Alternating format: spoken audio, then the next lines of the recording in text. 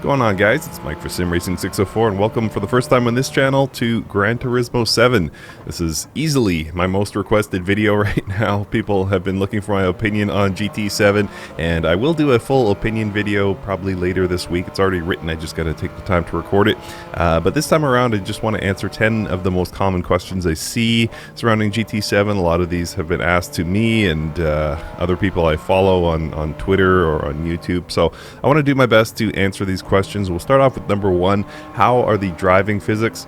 And this is often phrased in the sim racing world as, is this a sim? Is it a game? Is it simcade? I'm not, frankly, brave enough or perhaps educated enough to answer that question. Whether this is a sim or not is up to you. There's a lot of factors that go into that. But I will say that in terms of how the driving physics relate to, say, Assetto Corsa, ACC, AMS2, R-Factor 2, I would say that they are on the more forgiving end of the spectrum here in GT7. It's pretty easy to catch a slide if you go into oversteer on quarter exit, and yeah, whether or not that's realistic, I don't know. I don't know how much grip a Mercedes AMG Black Series, for example, should have, but I will say they are really, really enjoyable, and it seems like they have made them more forgiving to kind of enhance the player's experience and make it more fun. So that's kind of where I land with the driving physics. I will say they hold up really, really nicely in the license tests. If you're trying to get all gold on your license tests and pushing the cars to the absolute limit, the physics hold up nicely. They're really fun to drive. The cars are really fun to drive, and again, it's consistent if nothing else, and you can really push the cars, find that limit, and if you go a little bit beyond it, you're not going to be punished too harshly. And I will also add that the top-end Corvette in the AMG Black Series really got me hooked on this game, frankly. They're a lot of fun to drive, so I find the high-powered rear-wheel drive road cars are kind of the best you can get in Gran Turismo 7. So overall, very, very enjoyable, but definitely on the forgiving end of the spectrum. Number two, how does it feel with a wheel? Feels quite nice, actually. It feels better than I remember GT Sport feeling. I intend to go back and just do a double check, play some more GT Sport, see how it feels. But I'm running the Fanatec GT DD Pro. Fanatec DD Pro, sorry about that. And the force feedback feels really good. There's a lot of real staccato moments, like if you obviously take a jump, if another car bumps into you, if you go over a curb at the wrong angle, you get these jolts. Also the expansion joints on the, I think it's called the Tokyo Expressway track. You can really feel those. It's a very abrupt bump, and it might be too much for some people, but again, it feels really, really nice with the DD Pro. The forces you're able to get with the direct drive wheel base are really nice. They feel pretty good. The understeer in dry conditions, I think, feel really, really good. For example, you can feel a lot of that chatter. If you come into a corner too hot and try and turn the wheel too much, you get that front wheel chatter, and it feels quite nice through my wheel. Probably the worst of it, though, is there's a lot of numb feeling, especially when not a lot is going on the track. So if you're just, it doesn't matter how bumpy the course might be in real life, if you're just kind of cruising at a regular speed or accelerating in a straight line, I guess is a better way to phrase it, you're not going to feel much. And even medium speed corners like the infield section at Daytona feels almost completely numb. So yeah, there's good and there's bad, but overall I'm quite happy, and I think it feels pretty good with a wheel, especially with the DD Pro. Number three, is it pay to win? Are there microtransactions? This is one thing I don't agree with. I'm going to talk about some things that I don't like about GT7 in this video, but the one criticism I don't agree with is that it's pay to win and there's a ton of microtransactions. Yes, you have the option to purchase in-game credits, but it's not worth it. You realize pretty early on, just a few hours into the game, that you can pay $3 and get 100,000 credits, or you can earn those 100,000 credits in probably 10 to 15 minutes. Like, it doesn't take very, very long to gain credits. It's harder to gain credits in this game than previous titles, but it's not so bad that you feel tempted to click. Like, I haven't once felt tempted to buy any in-game credits, especially with that low payout, 100,000 for $3 if I'm not mistaken, and yeah, it just wouldn't be worth it. So no, it's not tempting, and I don't really agree with that criticism at all. I don't think it is pay to win, and there's not a ton of microtransaction pressure. Number 4, is it better than Forza Horizon 5? You're comparing apples to oranges. You really are. It's a different thing. Forza is, to me anyway, a tremendous title. You jump in, you're put in, you know, some ridiculously high horsepower car and given the world. It's just open to you. You jump in there, you drive around, you have a blast. GT7, it feels a lot more polished as far as its progression. You have to earn things. You have to earn the credits that I was just talking about. You have to earn your way to the next car, earn your way to the next track. And it feels like Forza, by comparison, gives a lot early. And GT7 is more progression based. So it really depends what you're going for. If you just want to hop in a car and thrash it, Forza Horizon 5 is probably better.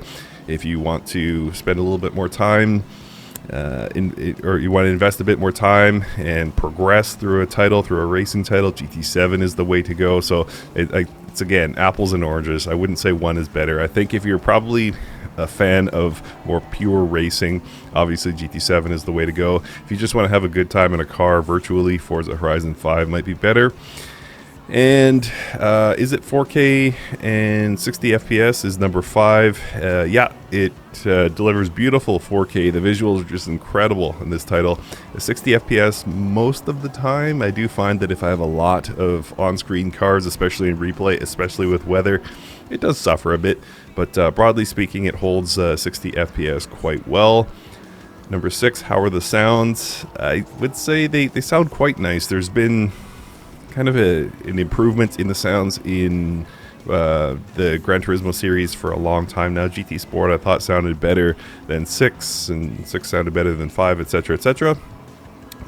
It's not on the level of Race Room, not on the level of ACC, nor Assetto Corsa mods, but they do sound quite nice. Like, for example, some of the V8 engines, especially the American V8 engines, the classic Camaro, the classic Mustang, they sound nice. They sound quite nice. And, or not the classic Mustang, I guess, more modern Mustang. But, yeah, there is a bit of lack of roar from some of the cars you would expect. They keep referencing the AMG Black Series, but it's my favorite car in the game so far. And it doesn't have quite that growl that you would expect from an AMG Black Series. And then you have something like the Prius, which probably has a little bit too much growl. Like, you expect that to be kind of a weak engine sound, even at high RPMs. But overall, it's quite nice. And the bonus is that when you do tuning to your car, you do get a modified sound when you change the exhaust. So pretty cool feature there. So not the best sounds, but overall quite nice. They're certainly passable. Number 7, how is the AI? AI is honestly probably my least favorite thing in Gran Turismo 7. Unfortunately, most of the races you partake in, you'll just start at the back of the field, or at least mid-pack, and have to weave your way through the AI to get to the front. And in wheel-to-wheel racing, they're pretty good. They stay respectful through the corner.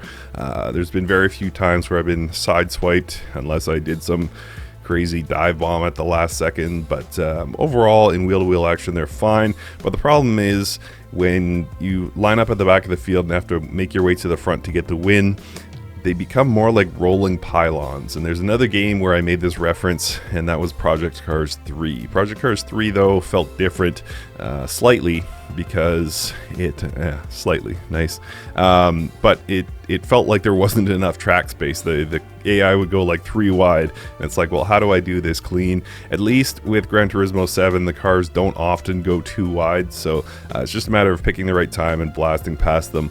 But it does make it sort of a progression of, I'm losing, now I need to upgrade, now I win. And so it's not the greatest actual racing experience, but the cars themselves are fun to push, and it is interesting to, especially in the PP limited races, to find a car you can drive well and upgrade just the right things to push the performance in the right way. So Overall, AI not great, but you kind of get used to it after a while, and I think it's the best we're going to get, at least until Sophie drops. Number 8, how hard is this game?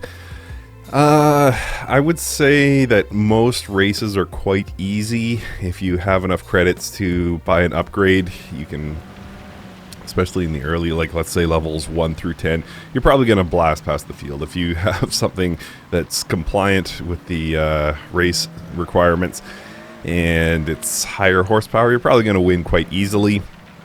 But you get into license tests, you get into challenges, you get into circuit experience, and getting gold on those, I would say, is very tough. And then you get into PP limited races, performance points that is, and it gets somewhat more tricky. I would still say that even on hard, the AI races are not particularly difficult, but yeah, I don't think this is a game that's meant to really challenge every last bit of your racing skill. It's more meant to have fun, and it does that nicely.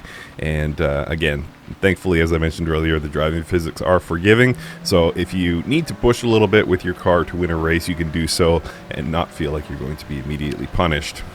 Number 9, what are the best and worst new features? I would say the 3 best new features. The first one, the loading times. I didn't think loading times would really make that much of a difference compared to GT Sport, but it's huge. It's a big deal for me. It's amazing how fast you can jump into races. I didn't think I was missing much, as I say, with GT Sport, with those load screens where the engine fires up, but you skip right past that. It's like a matter of seconds going from the menu screens into a race, and what a difference it makes. The second one is the weather and time of day. It's nicely implemented. It's surprising how smoothly Polyphony Digital has rolled this into the title.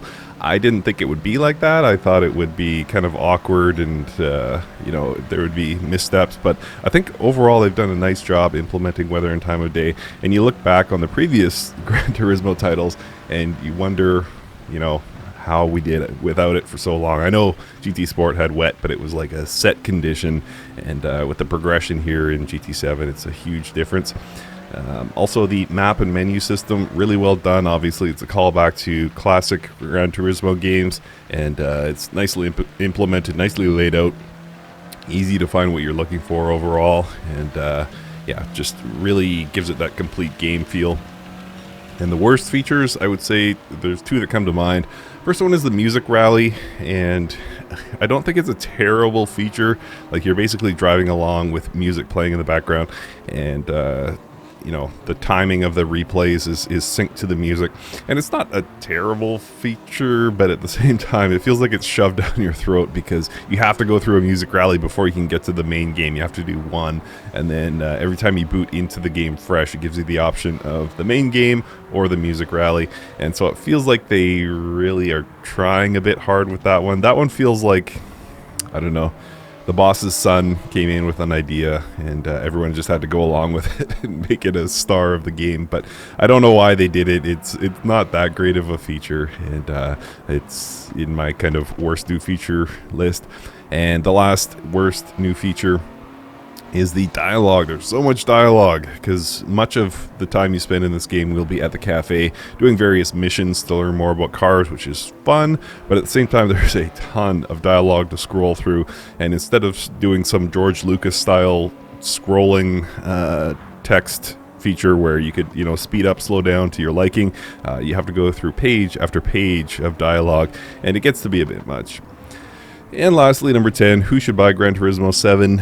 I would recommend it to people who are longtime Gran Turismo fans if you've been with it since, well, since whenever, frankly. If you're a fan of the older Gran Turismo titles, particularly 4 and before, yeah, you'll get a lot out of this. There's a lot of callbacks to earlier GT titles. I'm not gatekeeping with this. I'm not saying you have to be a GT fan to appreciate it, but I think there will be some features that are more appreciated by old school GT fans. Also, sim racers looking for somewhat of an escape from the seriousness. You realize that even though this is I wouldn't say flawed, but there's enough bugs in GT7 that keep it from being a perfect title, but you realize how many sort of workarounds you have to go through in some of your favorite sims to get it to your liking. But Yeah, that's not the case here in GT7. It's just up front. The fun is right away. As soon as you jump into this game, after the music rally that is, you realize the fun of Gran Turismo, and it's really nicely implemented. It feels like so much more of a complete game than some of the titles I play otherwise. So if you're looking for a break from that seriousness and just to jump into a title and have fun, GT7 is perhaps a good way to go. I said the same thing about Forza, and I still mean it, but GT is another alternative for you. And lastly, if you're bored of other racing games, like I think that Forza Horizon 5 popularity has really fallen off. So if you're looking for something new and you're a fan of racing games, this is the one. This is hot right now. And yeah, you won't be disappointed. I think there's a lot of fun here. For as much as I might nitpick about this, that, and the other, it's still a really nicely done game. And that's going to do it, guys. That's 10 of the more popular questions. I promise the next video will have more structure than this. This one's just kind of off the cuff, going with the 10 questions I see most.